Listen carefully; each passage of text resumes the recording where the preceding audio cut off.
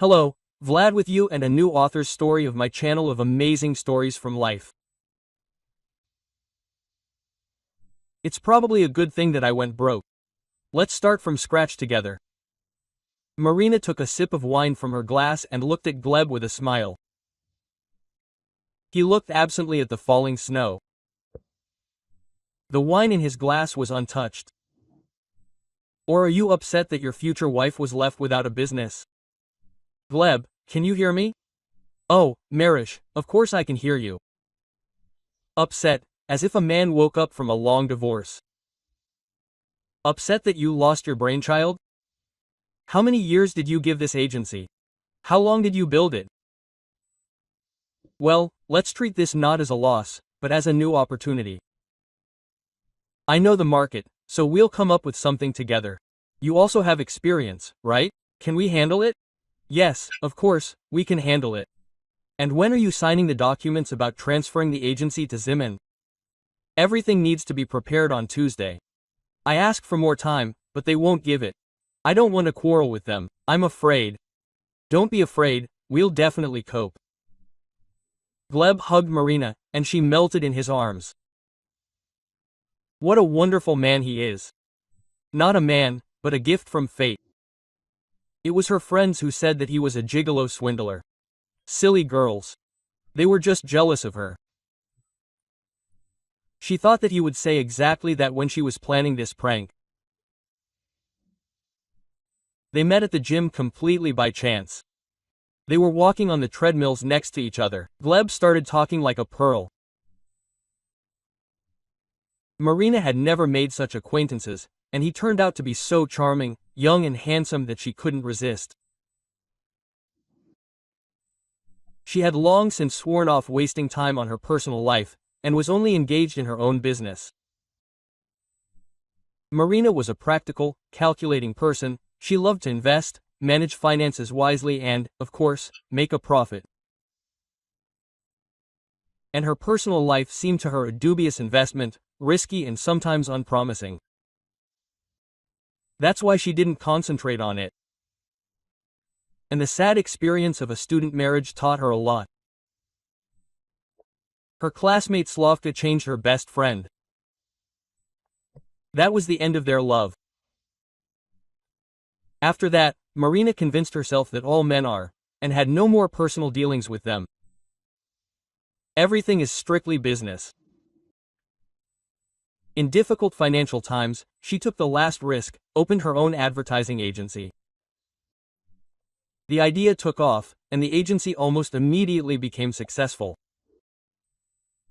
Marina was not afraid to take risks, was not afraid to implement some new ideas in advertising, as well as was not afraid to lose. Her agency irritated many competitors, as if they were angry.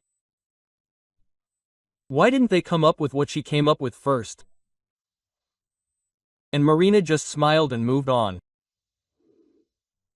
The young handsome man abruptly changed her life. He was 10 years younger, but next to him Marina felt like a defenseless, stupid girl, and not an immature, accomplished woman. Gleb came from a neighboring city, where he finished his long-standing business. He said that he had several canteens and was actively involved in catering. The business was flourishing, people came, had breakfast, lunch, and specifically in his establishments. And then a large network of capital canteens appeared in the city, and Gleb's business could not withstand the competition. He had to urgently close down in order to somehow save what he had saved. But it didn't turn out the way he expected. And after Gleb gave away all the salaries and loans, he was left with almost nothing. Only a car and a 2-room apartment. I realized that I didn't want to live there anymore. You see, I tried everything there, learned everything, burned out and didn't want to open my own business there. Gleb slowly drank coffee and looked out the window at the rain. It was their second meeting after that meeting in the gym. He really opened up and began to talk about his failures without embarrassment. I was very successful. The whole city knew me. Queues formed in my canteen, when at that time competitors were empty, because no one was cooking the way my cooks were cooking. But they strangled me. Very serious people just came and that was it. I heard that it happens, but I didn't think it would happen to me. It's terrible when something you created from scratch, something you put your soul into, is destroyed like that. Yes, you understand me well. You also have your own business. It's like a part of you. Yes, by the way, I also started alone and put all of myself into my business. And now I have a team of 40 people. By the way, how do you know about my business? Well, when I moved here, I made inquiries about things in the city. What projects, what kind of people, who is responsible for what market? After a short pause, Gleb answered. I also want to open something. And when I was thinking about developing a new project, I saw information about your advertising agency. So I will order advertising from you when I prepare the opening. Okay, we will promote you to the fullest extent. By the way, I have a very interesting idea for catering. Oh, great. By the way, you have cappuccino foam on your lip. Let me clean it up. He took a napkin and very gently dabbed her face. Holding his hand on her face for a while, he looked into her eyes and smiled. She smiled back and looked away. Thank you, very sweet. By the way, your eyes are unusual, beautiful. Thank you, Marina beamed and became a little embarrassed. Yes, ordinary eyes, the same green as my mother's. Yes, I want to drown in them. Oh, Gleb, wow, what words you know. It's been a long time since anyone told me that. Probably never. Beautiful women always need to be told this. Usually, maybe not. But special ones like you, it is a must. And am I special? Why is that? Yes, you are special and beautiful. Oh, excuse me, but I have to go. I wanted to meet on business. It is very difficult to start from scratch, so there are many pointless and empty meetings. He left the money on the table and got ready. I hope our meeting is not the last. Marina looked at him as if spellbound. She would have drunk coffee with him and listened to his compliments, but she understood that Gleb was a busy man. Of course, I'll sort this out a bit and then see you. Well, for now, I'm in a hurry. He kissed her hand and hurried out of the cafe. Gleb. After some time, he unexpectedly sent her a huge bouquet of peonies, then invited her to a restaurant, then to the park just to eat ice cream, and then rented a luxurious hotel room. He always courted her gallantly and did not allow Marina to pay for anything. Well, I know, you are opening a new business. It is not easy for you, and these are such expenses. I can pay myself. She always took out her wallet and wanted to be the first to apply the card to the terminal. What's wrong with you? No, I will never let a woman pay. No matter how hard it is for me, I will remain a man. Yes, you are my man, Marina laughed happily. She understood that she had hit the jackpot with Gleb. Handsome, young, gallant, wealthy, a real gentleman. And 4 months later, during another meeting in a cafe, Marina suggested that Gleb move in with her and try to live together. Come on, Marish? A man should not live on a woman's territory. She should move in with him. Oh, what kind of stupid prejudices are these? I have a big apartment, and you rent it. Why should you pay for it? It's better to put everything into business. It's stupid to live in a rented apartment when your woman has an apartment in the city center. Well, yes, I agree, but it's somehow inconvenient, Gleb answered discontentedly and embarrassedly. Gleb got used to her place pretty quickly, moved his 2 suitcases with things and neatly laid everything out on the shelves that she allocated for them. Marina continued to buy groceries, pay for utilities, the mortgage, and Gleb was busy with some calls, traveling, constantly working on his laptop. A couple of times she asked him to cook dinner. You were managing the catering. That's your element. And I'm waiting for my chef to cook me a gorgeous pasta with salmon. By the way, I bought the fish. Marish, I'm not a chef, I'm a manager. I don't understand cooking at all, right? How can that be? For example, in my business I know every stage of work, every link. And if someone lets you down, doesn't do it, makes a mistake, I can always do it myself, replace this weak link.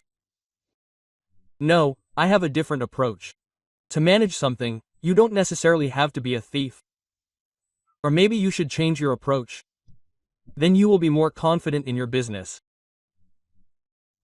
Oh, Marish, let me handle my own affairs, he answered a little sharply, but then softened. You will be proud of me. You will show everyone my canteens and tell them what a successful man you have. Good. And when will you show them to me? I haven't been to your facilities yet. I don't even know what you do there. The menu, the interiors, I haven't seen anything at all. I'm currently preparing the opening of the first canteen, and this is a surprise. But when everything is ready, I'll show you first, and then you can launch your clever advertising campaign. And I don't want to in advance. There. Well, why show semi-finished products? Indeed, Marina knew about his work only from Gleb's words. He didn't show anything. And when she tried to look over his shoulder at the laptop, he got nervous and slammed it shut. What kind of secrets can a beloved woman keep? I just don't like it when people look at me from behind like that. I don't want you to see half of it. I want you to see it when it's all ready.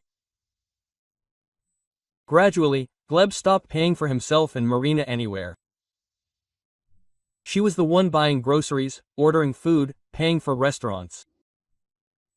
She bought him expensive suits, stylish shoes, gave him perfumes, gold watches, cufflinks. My man should be the most stylish. And so, after a year of living together, Gleb proposed to her. Everything was like in a movie. An expensive restaurant, a huge bouquet of roses, a violinist and a ring with a large stone. You are my only one, my love, my life and soul. You are ready to walk hand in hand with me all my life. Will you become my wife? He said, looking at the stunned Marina. Of course, yes, she answered happily and burst into tears. She did not trust men, she swore off it, but a night came and melted her heart, surrounding her with incredible care and love. For some reason, her close girlfriends did not like Gleb, they called him Alphonse, but it seems they were just jealous. Each of them would have agreed to have an affair with such a handsome man.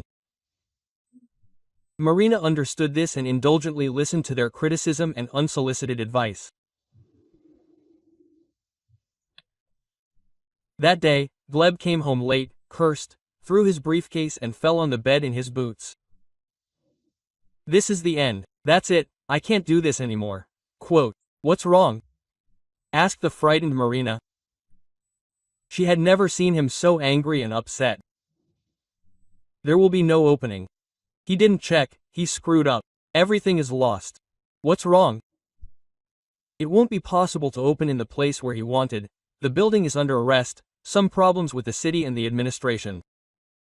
And I think this is all the machinations of competitors. Now all the premises are sealed, and it is unknown whether they will ever open them or not. And no one will return the money I invested. What nonsense. How can this be? Let me get my lawyers involved. No need, I have strong guys, they are working, but the chances are slim.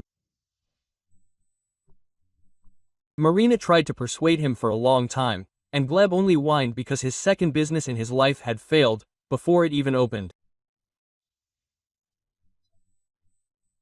He was worried that he wouldn't be able to earn money to support his woman, who deserved the best. But sometimes circumstances are stronger, and he was so ashamed that he couldn't foresee all this. Marina believed him and didn't even check anything, she just wanted to help little by little. Although Gleb wouldn't have approved of this. A man said everything himself, so he did it himself. But nothing worked out for him. He couldn't open a business. That's what he told her at dinner, when he reluctantly ate his favorite food from the restaurant, which she had specially ordered for him. She felt sorry for him, she wanted to support him. Marina unexpectedly made an important decision. Gleb, you know that I've decided to make you a full partner of my agency, she said with a beaming smile at breakfast. What? Why? How come? Yes, I decided so. The business is getting bigger and bigger, and it's getting harder for me to manage. And besides, you wanted to do your own thing. Here you will take on some of the affairs. How is that possible? I wanted to start something of my own. Well, you know what I was like before, and now, well, a failure. I will definitely succeed. Of course, I will succeed. Well, while you are preparing and thinking about a new business, take care of mine. I have been telling you for a long time that I need a good manager, and I don't want you to work for a salary. I want you to become a partner. Moreover, we will soon get married, so the business will officially become our family business. A husband and wife should do everything together. So I want us to do everything together. I love you very much and I really want you to be happy. I love you too, Gleb said in a breaking voice and hugged her. Marina, as if under hypnosis, rewrote part of her agency to him. He settled in quite quickly and began to manage together with her. They gave him a separate office, furnished it with modern furniture. And here he spent a lot of time at the computer, drank coffee from an expensive coffee machine, developed business strategies. Marina enthusiastically accepted any of his suggestions and even tried to implement some of them. They were preparing for the wedding. Dresses, tuxedo, orchestra, bridal bouquet. There was a lot to do, and the future newlyweds did them with joy. Marina was happy. Yes, she had been strong and independent all her life, but somewhere very quietly to herself she dreamed of getting married. Svetka, I didn't even imagine that this could happen, she said to her friend, whom she hadn't seen for over a year. But this is love, you understand? Love. We simply dissolve in each other. He is everything to me, and I am everything to him. Yes, Marish, you are simply glowing, said Sveta, looking anxiously at her friend.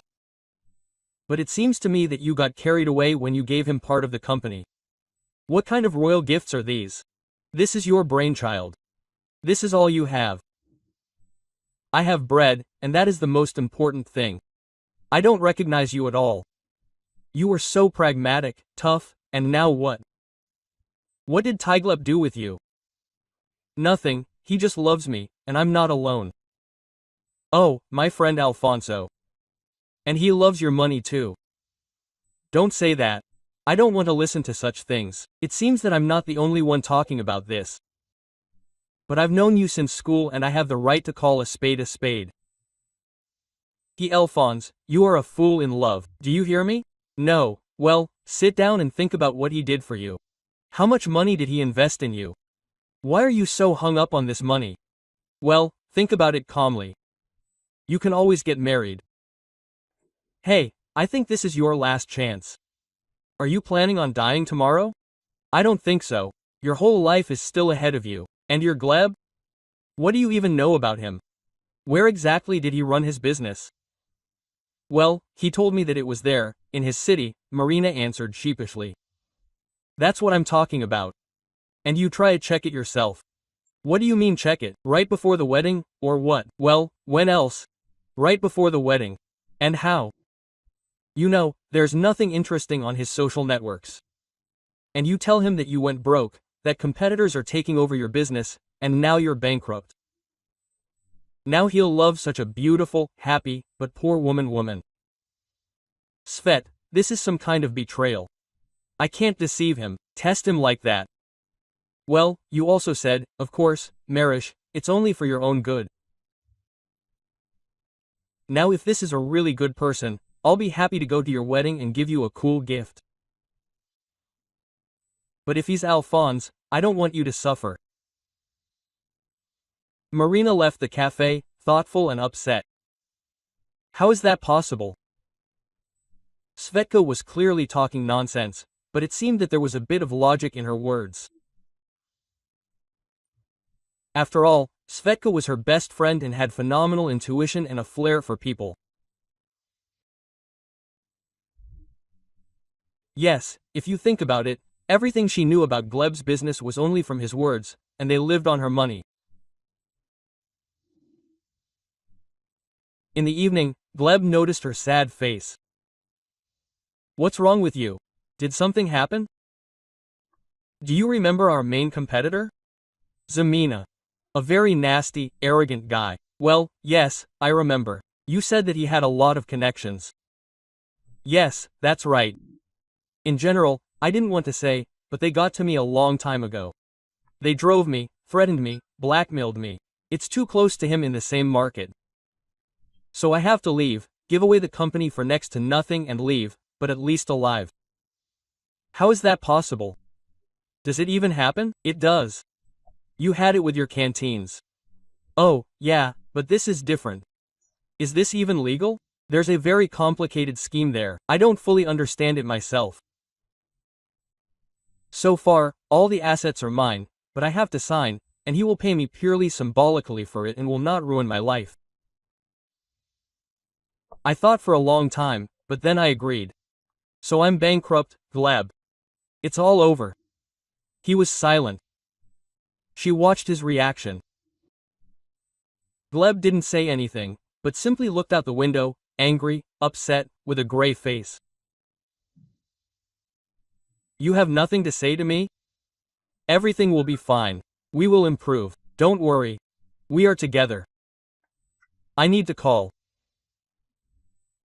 When he returned, Marina opened the wine and said sadly about that it was probably a good thing that she went bankrupt. Now they could build a family business together and do something completely new. Gleb only nodded.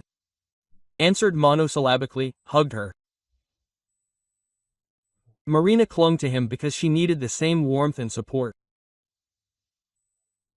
But Gleb only answered that they would cope, and he needed to think about what and how to do. And in the morning he unexpectedly suggested taking a day off. I know that you are very upset. It is so hard. I want you to rest. Moreover, look how beautiful the winter is. Beautiful. What do you suggest? Let's go out of town. I rented a great house there. When I had time, at night, while you were sleeping. I thought and decided that this could help. They were getting ready in a hurry. Gleb fussily stuffed his clothes into his bag. And what is the laptop for? Are you going to work? Well, maybe inspiration will come from my project. I'll just finish it. Done. Done. We are leaving so quickly, as if we were running away from someone. It's just that the daylight hours are short. I want us to arrive earlier so that we could walk around more. There's a bathhouse, a sauna, a cedar barrel. You'll like it. Yes, it's freezing cold now. The bathhouse would be just right. That's right. We'll warm up. The country cottage turned out to be incredibly cozy. Only it stood far from other houses. There was not a soul for several kilometers around. They walked a lot, cooked delicious food, steamed in the bathhouse, and in the evening they settled down by the fireplace. Tired? A little. Drink some wine, it will make you feel better. I'm already drunk from the air, from the steam room. It was a great idea for you to come here. Drink, drink. The wine is very good. Gleb persistently held out his glass. I picked it out especially for you. Let's drink it all the way, you need to calm down. Wow, you're so special. Marina tossed back the glass in one gulp. Oh, what an interesting, strange taste. I can't even figure out what it is. At expensive wines rarely have perfect taste, smiled Gleb. Do you want some cheese? No, Marina said with difficulty. Suddenly her eyelids began to stick together, and a terrible fatigue appeared in her body. I'll go lie down, probably after the bath. And in 1 second she fell asleep. Sticky, heavy and very deep. The sleep was like a swamp. She had never experienced anything like this. In her dreams she always felt light, but now her body felt as if it were constrained. And as if a quagmire was pulling her in.